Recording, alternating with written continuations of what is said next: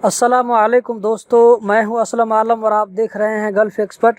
दोस्तों, इससे पहले वाली वीडियो में मेत्राश2 में पार्ट 1 और पार्ट 2 के मैसेज में जो प्रॉब्लम आता है उसके बारे में बताया था। अगर आपने वो वीडियो नहीं देखी है तो ज़रूर देख लें।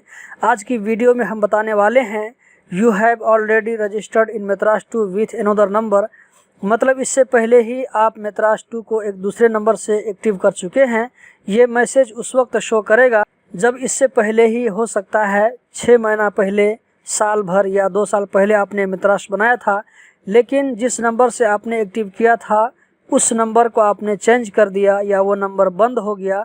अब आप किसी दूसरे नंबर से एक्टिव करने की कोशिश करेंगे तो आपको इस तरह का मैसेज शो करेगा। मेत्राश2 एक बार में एक ही सिम कार्ड से एक्टिव होगा। दूसरे नंबर से एक्टिव करने के लिए पहले नंबर को कैंसिल करना पड़ेगा, मेत्राश2 को डीएक्टिव करना पड़ेगा। डीएक्टिव करने के लिए सबसे पहले आप मेत्राश2 में लॉगिन हो जाइए। आपको ऊपर में राइट साइड में 3 लाइन नज़र आएगा, उस लाइन पर क्लिक कीजिए। यहाँ पर आपको सेटिंग का ऑप्शन मिल जाएगा। सेटिंग पर क्लिक करने के बाद आपको डीएक्टिव करने का ऑप्शन मिल जाएगा। यहाँ पर क्लिक करके आप मेत्राश को डीएक्टिव कर सकते हैं। इसी तरह इसके साथ ही आपको पिन कोड चेंज करने का ऑप्शन भी मिल जाएगा। तो जो लोग मेत्राश2 के पिन कोड को चेंज करना चाहते हैं तो वो इससे इस तरीक़ा से चेंज कर सकते हैं। तो दूसरे नंबर से मेत्राश2 एक्टिव करने के लिए आप एक बार फिर से मेत्राश2 ओपन कर लीजिए। मेत्राश2 के होम पेज पर आप यहाँ देख सकते हैं इंक्वायरीज़ का ऑप्शन मिल जाएगा।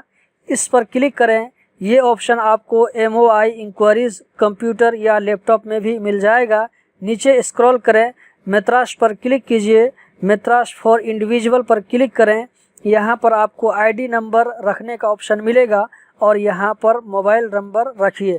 मोबाइल नंबर आपके ID के ऊपर होना चाहिए। इसके बाद अरबी या इंग्लिश दोनों में से कोई एक सेलेक्ट रहने दीजिए। कोड नंबर डालने के बाद चेंज नंबर पर क्लिक कीजिए। उसके बाद आपके मोबाइल में MOI की तरफ से एक मैसेज आएगा, जो मैसेज आपको इस तरह शो करेगा OTP करके। उस OTP को रखने का आपको ऑप्शन मिल जाएगा।